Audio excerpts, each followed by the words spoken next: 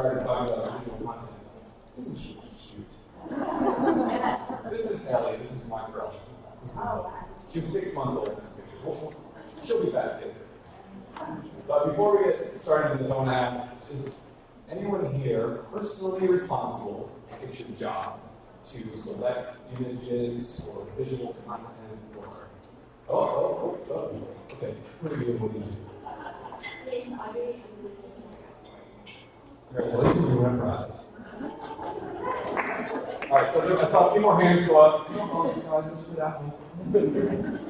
Next question is, how many of us in this room work with people like that? So we provide designs where those folks are going to enter their visual content and images and photographs. You might be before. Tell us again. My name is Chris Decker, and I'm a product manager for Flournoy Strategist. Product managers. You win a prize. How many of us have ever posted a photograph on Facebook, Instagram, text to your mom? Very enthusiastic. Tell us about the last text to your mom.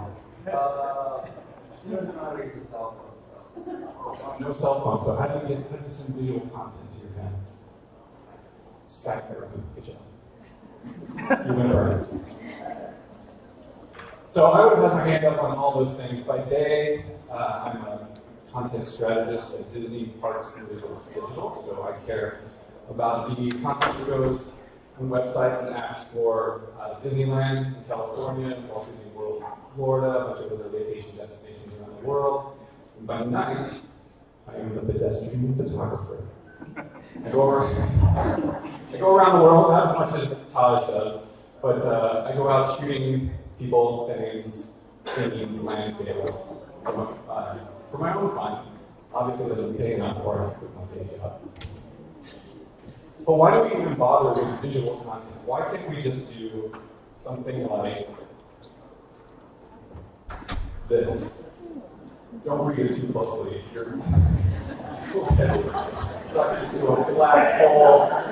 I shouldn't pick this one. So this is the best of Craigslist, by the way. Basically, 2 studio apartments, Mitty Fresh.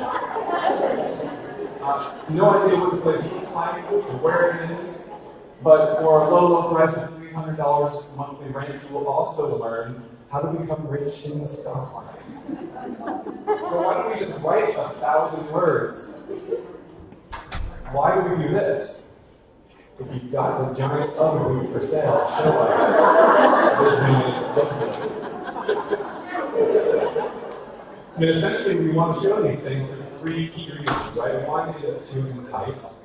We want to entice the click. We want to entice interest in our product, in our page, in our experience. 2, we want to be informative. How tall is this giant oven boot? Does it go over the doorknob? Does it look like an oven boot? Is it blind? Be informative. And then 3rd, to motivate. We want to motivate someone to make the sale, pick up the phone, click the CTA. We want to motivate. Now, does anyone know, prize time, where the phrase, a picture is worth 1,000 words, originally came from?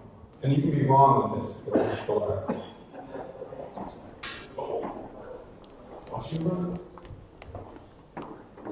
Where did it come from? You. No. It's commonly ascribed to being an ancient Chinese proverb, but by ancient we mean came out in 1921. And by Chinese we mean an American guy named Fred Bernard wrote this. And you'll notice originally a picture was worth 10,000 words. And then the Great Depression hit, he lowered it. He actually did lower it. But years later, he changed it to a picture was worth 1,000 words, but he called it a Chinese proverb just to give it that credibility. But how many words do we use when we're creating digital designs and we want some visual content in it? Not nearly 1,000. This wireframe just gets a big X. Picture goes here. Main image. Hero shot. 2 to 3 words. So I'm here to challenge us all to do a little bit better. I've got a 10-step system to make sure our pictures are worth 1,000 words. And you don't have to write these down. I saw some of these start. There you go. Prize. You don't get to look. It's like a grab bag. Okay. We'll go through each of these with plenty of examples. I've got 83 slides. Here's a photo I made, and okay, I have to be a bit of a photo snob here. They say you don't take photos, you make photos. Because they're not just lying around and you go, oh, I like this one, I like this one. You actually create them in your camera, even if it's just an iPhone camera. So this is one I made at Bondi Beach in Australia. The leading lines sort of come around from the corner to corner around this swimming pool that is perched above the ocean. What's perched above unless the waves are too high. And the leading lines, when I posted this on Instagram, they right toward that nice heart button. Hint, hint. But leading lines can be anything. They can be a lonely mountain, dusty road coming to us in the foreground, pointing at a damsel in distress who is stunned by this new rule. Let's go to the next one, the next 50 pointer. Foreground and background. This is another way that we can use images to create that three-dimensional world. We can show depth, like this image of Toronto that I made. Foreground of the log, the middle ground of the lake, and then the skyline of Toronto in the back. Even our video stills can do a lot. There's a lot on this one. I'm going to spend the rest of my half hour talking about this image. We've got an ice skate in the lower left, about to bite into that ice cream cone. In the middle ground, we've got more kids lined up to get theirs. And in the background, I'm not exactly sure what's happening in this neighborhood.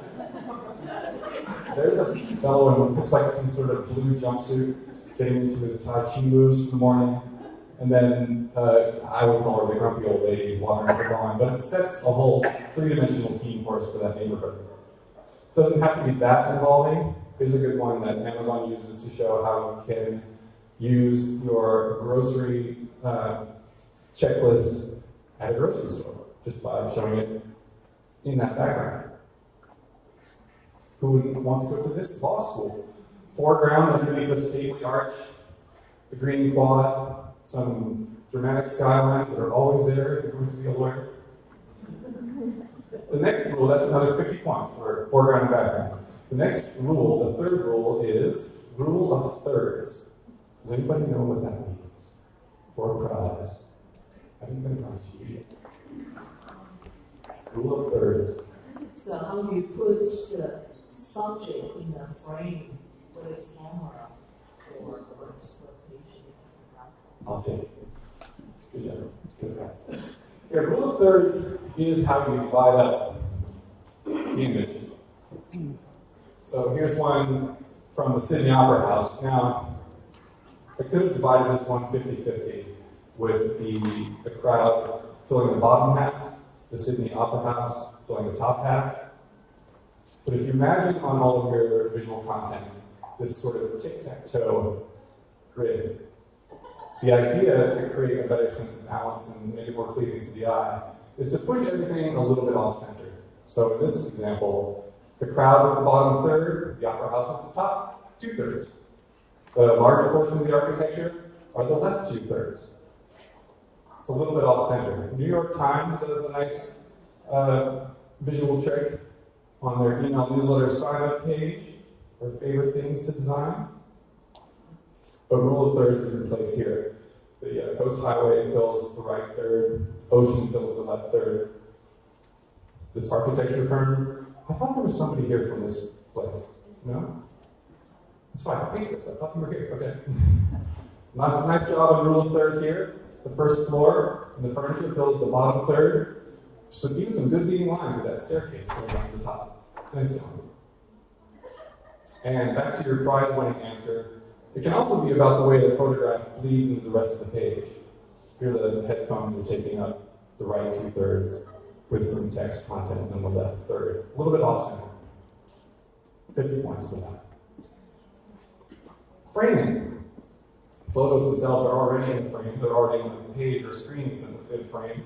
But we can add frames inside our visual content to help direct the story.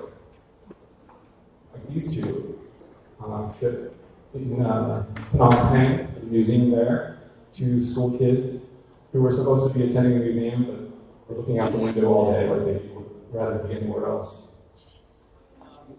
Here's some nice framing at a communal living site.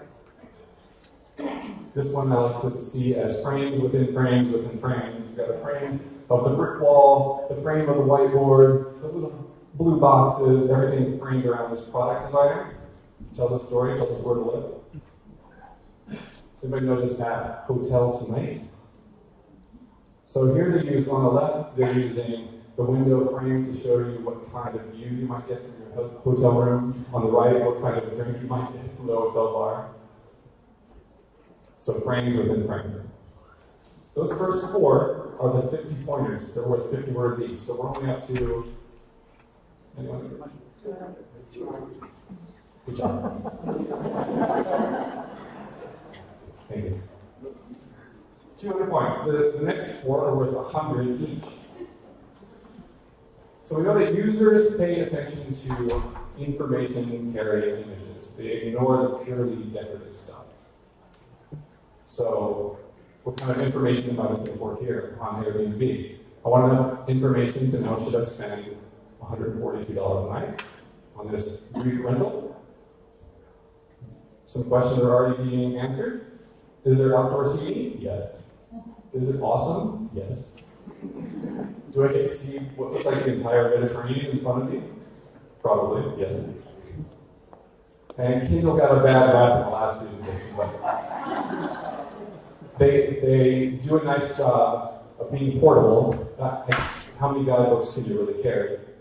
And being visible in broad daylight. So visually, Amazon is showing us how to use their device in that way. I might quibble with the description of this backpack being ultra compact. But when you find out what's inside is a drone unit that carries a GoPro up into the sky, you're like, oh, well, I guess theoretically I could strap it over my shoulders and head to the beach with kids. It's informative. Disney World, this is how you use your Magic Band to get into the park. Clean canteen. Now this is one they could have just shown us the canteen. They're just silver cylinders that hold, heat and cold, right? But they break it apart and show you how you can use different components of the canteen on a picnic as sort of a little dish. And then I know there's someone here from Loot Crate. No? You get a prize. You get a prize. Sarah. So nice job on this one, showing us. It's blind graphic. There you go. Showing us on this one what we would get inside the crate. They blow it apart into different components instead of just showing us the box. So information carrying images are worth 100 points. Emotional images are worth another 100. Even if we get everything else right, sometimes this is what sticks, is the emotion. And especially when it comes to sharing social media, it's the high arousal emotions, those types of images that get shared the most. Now say what you will about this picture. I kind of wish there wasn't a muddy hole on the side. I kind of wish like it wasn't so greeny. But these kids are having a great time chasing us, chasing our tuk-tuk. She's having a great time in Disney World. She's having a great time washing herself, I guess. You don't always have to show people having a good time. She's not having a good time. But, lately, who is? But this, the high arousal emotion is what sticks for 100 points. Another 100 points is being real. So people ignore stock images. I don't know how we know, we just know. We know that you just copied and pasted it from a stock photo site, but this person doesn't work there. This person isn't going to take our call. She doesn't care about my cable TV. But these people, they might actually work at Meetup. And so if my job is to recruit people to work at Meetup, I don't want to use real people who work there, not stock images. Here's a chain of gyms in the Northeast. They asked their members to become models instead of just using typical stock image models that you see everywhere else. These folks in the house, riot games, yeah, oh, winner! So this was a great shot. It's everybody who works with you. Yeah. I'm way over on that far side. That's fine. You look right. So this is a nice use of real people, not a stock photo. Tells you a lot about what you need to know about this company. And other companies are figuring this out, right? They're asking their customers to wear their stuff, to use their products, to do stuff to use, put it on Instagram, because they know this is not stock photo. This is real people. Although there's kind of an uncanny valley that's starting to form, is that stock photo agencies are reselling Instagram photos. Well, it remains to be seen if we'll be able to tell those apart in the future. But be real for 100 words. The last 100-word category is just to be able to show the eyes of someone in your photo. And if you've ever been to the zoo, and you're at the hippo enclosure, or one of those, what's the picture you always get? It's the backs of the hippo. That's easy. Anybody can get that. Nobody wants to see that. We want to see the eyes. Even if you're a Dutch telecom company, no idea what this website is about. It's extremely compelling that we can see the eyes of nearly everyone in every image. Rolling Stone figured it out, just even in their collage. Let's just get right to the eyes of the performers. And even over here, for their ads, to get you to click further, each one of those is a face with visible eyes. Or cute eyes. Or sad eyes. Or Dr. Oz's eyes. In case you couldn't tell, his eyes are in this image. He's pointing right at it. All right, so that's our last of the 100 points. How many words are we up to now? 600. Total? 600. 600. Right there. Nice. Mathematicians in the crowd. So the last two are the biggest chunks. Interestingness. What do we mean by being interesting? It means show us something we haven't seen before, something that will take us by surprise. I don't know where you live, but I don't see a monkey drinking a Pepsi every day. This was at the Batu Caves in Malaysia. They would literally swipe them out of the tourist hands and knock them down the stairs. I don't know where you live, but I don't see people walking their camels on the oceans every day. I don't know where you live, but it's probably not in Antarctica, where you can see one of the world's largest icebergs breaking off. And even if it's something that's kind of common, maybe not surprising, not surprising, kids had fun in the snow. Show us from a different angle, a surprising angle, like GoPro does. And maybe I need an update on my prescription, but I can't see above water and below water at the same time. So this is interesting, just because it gives me a view I can't normally get. I don't know where you live, who you know, but I don't normally see hulky celebrities holding precious babies every day. It's not something I see. This was the 4th or 5th most shared Facebook post of 2015, because it's interesting. The last one, and then I'll eventually need some help from some of you to help me grade some of these. The last category worth 200 words is interestedness. Instead of interestingness, it's interestedness. Are the images in our visual content, are they interested in the rest of our design? Are they even aware of it? Are they looking at it? We like to look at what other people are looking at. It just happened, I was standing up there with Grace, and she was going like this. What are you looking at? So I look up there. You do this anytime, just go downtown, stand on the corner and look up. People will eventually look up with you. There's a little bit of science behind it. The baby on your left side is looking at the headline. So more people, you can see from the heat map, more people are looking from the baby's eyes to that headline. This other baby, not taking instructions well, is looking right back at you.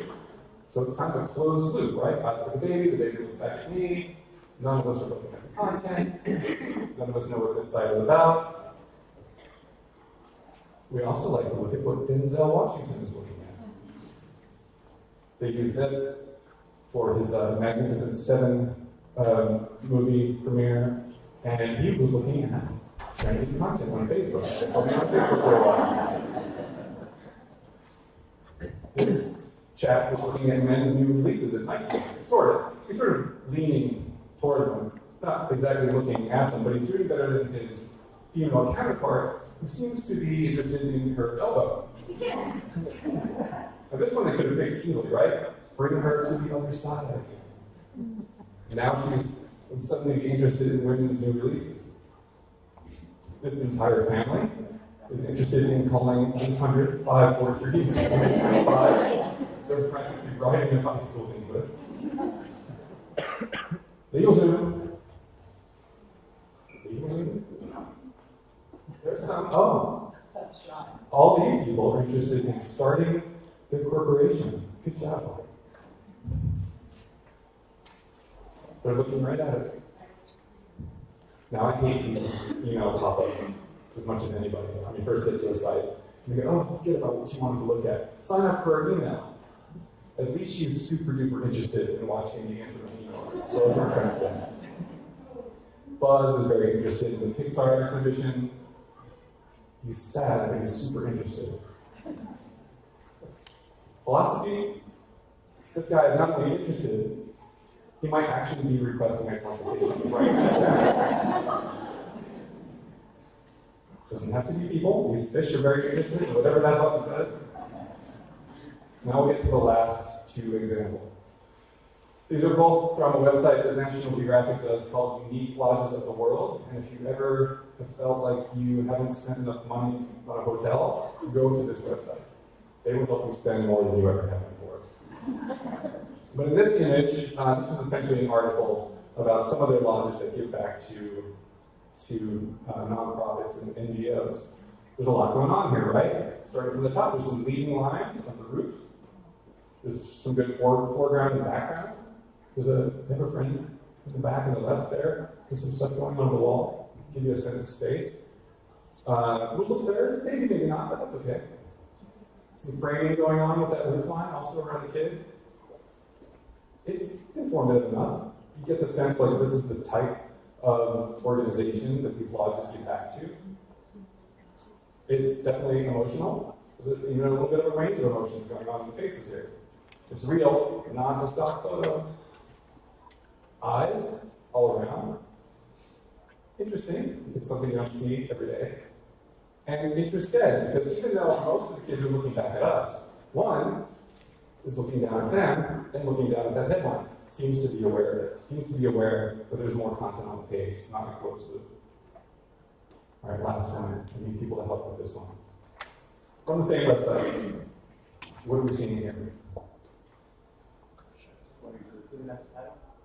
Look at this title. 200 points. Ready? Oh, bonus points, if anybody knows what these little things are. Good job. Since you're so good at keeping time for me, does anybody know what the plural of Tsum Tsum is? Same, it's Tsum Tsum. Bonus points if you know what the plural of Jedi is. Jedi. Without the S. Nice. I have one more prize. All right, what else? So she seems to be interested in the content. What else do we see? Rule of thirds. Rule of thirds. Yeah, true. She's off center, right? Yeah, framing and leading lines. She's framed by the shelving and those leading lines. That's sort of that green background that leads right to a smile. Some emotion, yeah. The word taste is right over the food. Oh, yeah. She's cooking it. There's a leading line even from her arm down into the spoon, down into the word taste. down to the word sign up. Say it again. Down to the word sign up. Yeah, down to the word sign up, exactly. She's stirring up some hot leads.